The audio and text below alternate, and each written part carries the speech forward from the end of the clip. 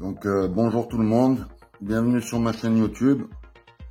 Voilà, donc je vous explique, je suis nouveau sur les réseaux et je cherche à partager mon expérience. Donc pour les passionnés comme moi, je suis en train de faire un projet avec mon père, de vouloir rouler sur circuit avec une BMW, une E36 318 IS de base. Et on est en train de la swap avec un moteur de E46 330D 204 chevaux d'origine. Donc ceux qui veulent voir le montage de ce moteur et l'avancée des travaux et après au final voir la voiture rouler sur circuit, avec mon papa on a comme objectif de se faire plaisir. Donc de monter cette voiture et ensuite de rouler sur circuit. On a plusieurs circuits, on habite en Auvergne, à côté d'Issoire. On a le circuit d'Issoire, on a le circuit de Charade. Et mon papa est un ancien de chez Michelin, il est à la retraite. Et on est inscrit à un club Michelin BDSA qui permet de rouler sur circuit, sur les pistes de Michelin d'essai de pneus. Donc il y a un circuit mouillé, arrosé avec une pellicule d'eau sur la piste et il y a un circuit sec.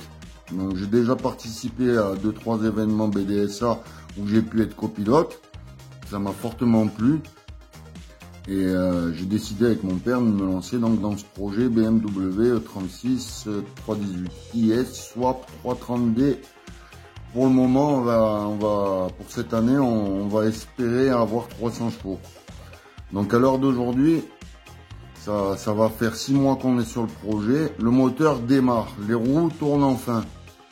Donc au cours de cette vidéo, vous pourrez voir le projet de départ jusqu'à aujourd'hui. Si c'est pas trop long, sinon je couperai, je ferai une deuxième vidéo pour vous expliquer l'avancée des travaux, qu'elle soit pas trop longue. Donc là, je suis donc nouveau sur YouTube, je suis nouveau sur CapCut. Je suis carrossier peintre depuis 20 ans. Je suis mécanicien un tout petit peu. Et je vais pas trop vous bassiner à parler pendant 2 heures. Je vous conseille juste de vous abonner si vous êtes passionné comme moi. Et de poser un petit like. Je vous remercie aussi de partager si ça vous plaît. Allez, bon visionnage les gars. Donc voilà, là vous avez le faisceau complet d'une E60 330D que j'ai récupéré sur le Bon Coin. Là il y a le moteur donc E46 330D 204 chevaux, pareil que j'ai acheté sur le Bon Coin, très cher pour voir dans l'état qu'il est au final. On pensait acheter le moteur et le coller dans la voiture, ne pas avoir de soucis. Et au final, vous allez voir au cours de la vidéo qu'il y a eu beaucoup de problèmes sur ce moteur. Donc là, on a démonté le 318 IS d'origine. Tous les travaux sont faits au garage. Le patron me laisse gentiment l'espace de travail pour faire ma voiture. C'est exceptionnel. Donc là, vous avez la boîte du E46 330D. Qui ne s'adapte pas dans la voiture. La platine de support de boîte ne convient pas. Ça tombe plutôt mal là sur ces images. On peut voir que le moteur est près du radiateur, mais ça touche pas. Du radiateur d'origine de la 318 IS. Donc là j'ai vendu le moteur à une personne qui est de la région, qui fait du drift aussi. Donc là vous avez la voiture qui est en mastic à l'extérieur. Donc c'est un peu du tuning. Moi je suis pas trop pour le tuning, mais voilà, la voiture était comme ça, je l'ai acheté comme ça. J'ai acheté la voiture 1005 dans l'état. Il manquait pas mal de choses. Si j'avais su, j'aurais pas acheté la voiture et le moteur séparément. J'aurais pris une voiture toute faite, mais là il n'y aurait pas eu le plaisir de la faire. Donc là on voit, on prend les mesures pour adapter une platine de boîte.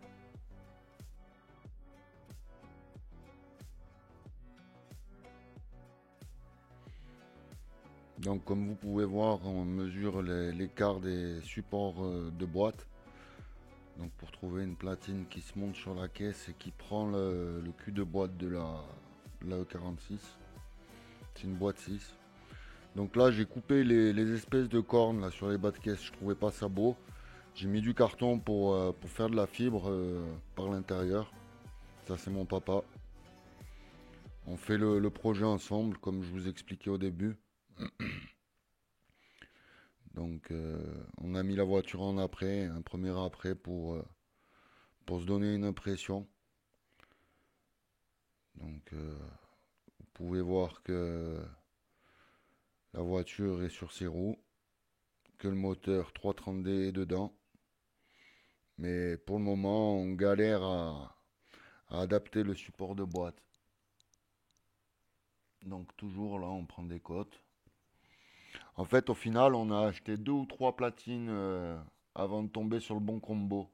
Donc tous ceux qui font des swaps, je les invite vivement à fouiller, à chercher avant de se lancer là-dedans, de se renseigner sur des personnes qui ont déjà fait ce swap. Ça leur évitera de faire comme moi, de gaspiller beaucoup d'argent. Je roule pas sur l'or. J'investis toutes mes payes, tout le moindre centime dans la voiture pour pouvoir me faire plaisir par l'avenir sur circuit. Donc là, il y a mon papa qui est en train de regarder le moteur de lève-vitre. Le moteur de lève-vitre côté passager ne fonctionnait pas. Et donc, sur la porte conducteur, la voiture, elle avait eu un choc en fait. Elle avait eu un choc latéral et donc j'avais tout redressé. J'avais redressé le bas de caisse, le plancher, j'avais refabriqué un bas de caisse. Là, vous avez la liste des pièces qu'il nous fallait. Donc là, j'ai reçu le pare-choc de Drift Shop. Je l'ai adapté, j'ai résiné à l'intérieur pour tomber sur le bord des ailes. J'ai dû couper le pare-choc tout neuf en fait. Donc, afin qu'il soit aligné avec le kit qu'il y a sur la voiture. J'ai coupé les bouts de pare-choc. D'ailleurs, il n'était pas du tout bien démoulé ce pare-choc. Pour voir le prix que je l'ai payé, je l'ai acheté 300 €. Et ça, c'était pas symétrique en fait. Il n'y avait pas un côté pareil que l'autre. J'ai dû tout réadapter, prendre la disqueuse et faire de la résine par l'intérieur. Donc là, l'arbre, en partant de la fixation sur le flector jusqu'au palier, on aurait 50 et demi. Il n'est pas plaqué droit. 50 et demi. Voilà. En maximum. Et en minimum, on aurait 41. Et là, je suis emmerdé. J'ai la fixation de la E36 qui se monte pas ici. Elle se monte pas ici. Ici.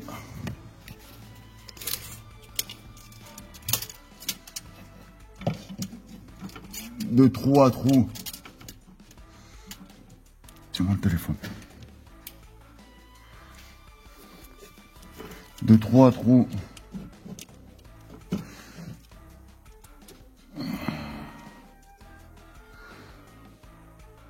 J'ai 20,5. Là, entre les deux trous.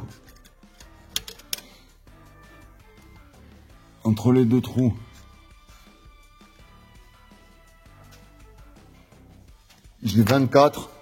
Entre ce trou-là et ce trou-là, j'ai 24. Et donc là, vous voyez, ça peut monter encore un peu, mais je suis pas du tout aligné avec les trous. Et ça, c'est une plaque de E46 pour un moteur 330D boîte 6. Là, j'ai la plaque de la E36 318. Et là, j'ai une plaque mais elle n'a pas de décalage, de E46 320D. Et j'ai le cul de boîte.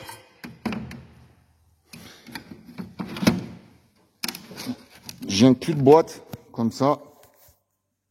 Je vais vous le mettre. J'ai un cul de boîte 6 de 320D, donc, où il y aurait sur la platine 16, donc les trous ici,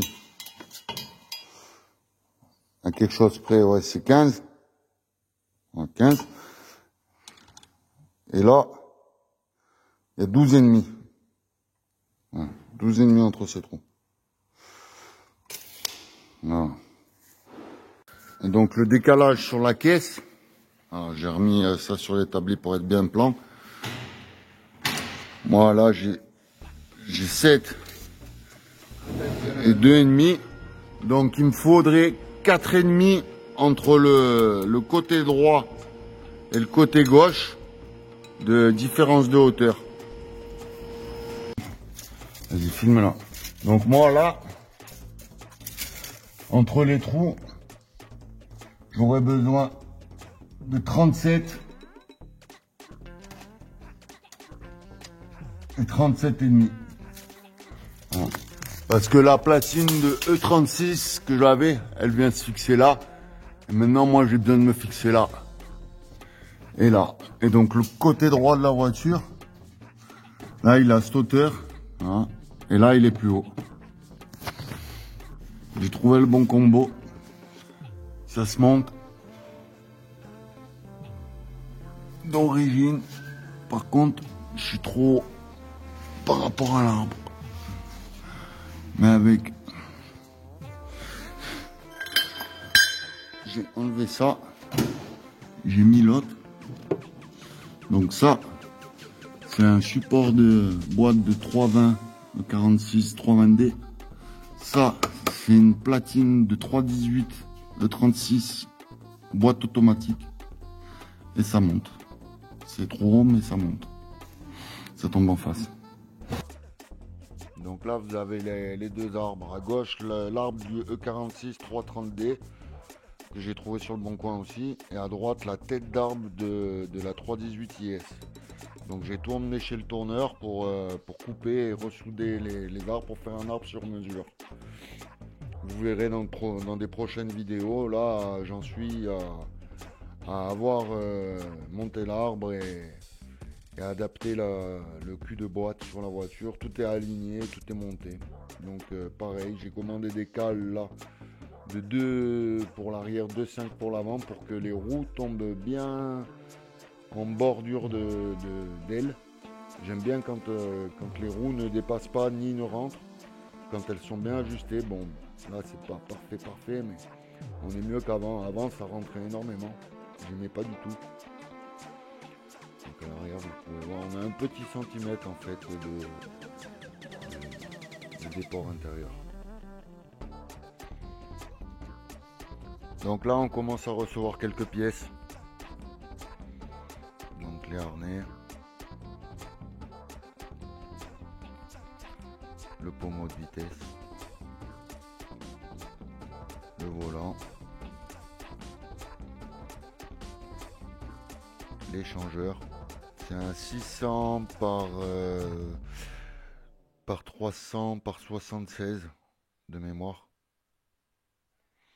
Donc la barre de renfort arrière, c'est pour tenir le train arrière et les têtes d'amortisseur, les clignotants, les fixations de pare-choc. Parce que j'ai voulu que le pare-choc se démonte rapidement en plug and play. Là, les amortisseurs, c'est du Maxpin Groot. Là, vous avez la commande sur un site Swapland. Vous trouverez tout. Si vous voulez faire des swaps, des montages particuliers sur ce site, c'est un peu cher. Donc là, j'ai monté l'échangeur. Donc, étant donné que je suis carrossier, j'arrive à souder quelques tubes pour mettre les attaches rapides sur le pare-choc. Là, en fait, là, ça, ce fil là, c'est un plus après coup de démarreur. Là, j'ai rien. Ça part dans le boîtier. Et ils vont se brancher là, de ce côté-là du boîtier. Et après, là, dans le même tas de fils, là, c'est 4 fils. Là, t'as un vert bleu et un jaune bleu. C'était le même faisceau. Il y avait un faisceau avec 4 fils. J'ai enlevé la gaine. Et bien, le vert bleu et jaune bleu, ils rentrent dans cette prise. Donc là, l'échangeur est monté. Le radiateur, le spal, le visco. Là, j'adapte la façade pour monter des clips pour ouvrir le capot sans la fermeture d'origine en fait. Donc j'ai modifié la façade et j'ai inséré les fixations sur le capot et sur la façade. Donc j'ai dû mettre des joues sur la calandre d'origine pour souder un tube. Là on voit que je modifie le tube pour pas perturber le flux d'air. Ici vous avez l'arbre qui revient de chez le tourneur. Donc c'est une tête d'arbre de E46 couplée à une tête d'arbre de E36. On va voir si ça tient, si ça prend le couple. Pour le moment c'est que du concept, hein. Il n'y a rien de défini. Là j'ai reçu mes coudes, j'ai commencé, c'est mes premières soudures en aluminium. Donc c'est un coude moulé de 6 mm d'épaisseur et des réducteurs de 1,5 mm. C'est une vraie galère. J'ai un poste J Street Torch Synergie, c'est pas du tout adapté en fait. Par la suite, sur les prochaines vidéos, vous verrez que j'ai commandé un TIG pour faire ma ligne d'échangeur. Voilà, j'ai comme problème, j'ai ce fil là. On aimerait bien savoir à quoi correspond la couleur des fils, où il va se brancher. Parce qu'on a un défaut EWS permanent et relais DDE permanent. C'est un 204 chevaux dans une E36. Il y a une IMO off faite avec une édition d'un fichier. Le calculateur démarre sur une autre BM qui a le WS. On a essayé sans le WS, ça démarre pas. Alors merci de m'aider les gars. Donc là vous avez la boîte à fusible d'origine. On a été se repiquer le faisceau moteur sur le faisceau d'origine et ça démarrait pas. Allez, à bientôt dans une prochaine vidéo. Ciao.